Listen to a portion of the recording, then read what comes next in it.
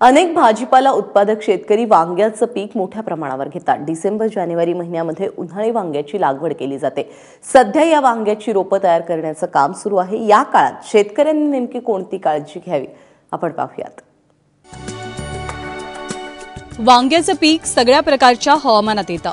उन्हाळी वांग्यांच्या उत्पादनासाठी नोव्हेंबर-डिसेंबरमध्ये वांग्याची रोपं तयार करावी आणि लागवडीचं नियोजन करावं। वांग्यासाठी मध्यम ते भारी आणि पाण्याचा उत्तम निचरा होणारी सुपीक जमीन चांगली ठरते।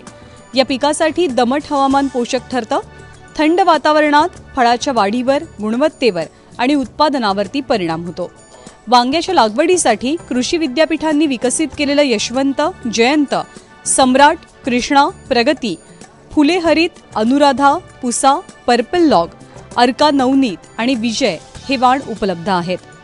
वांग्याच्या रोपवाटिकेसाठी जमिनीवर 20 ते 30 सेंटीमीटर उंचीचे गादी वाफे तयार करावेत। या वाफ्यांमध्ये चांगलं कुजलेलं शेणखत मिसळून द्यावं।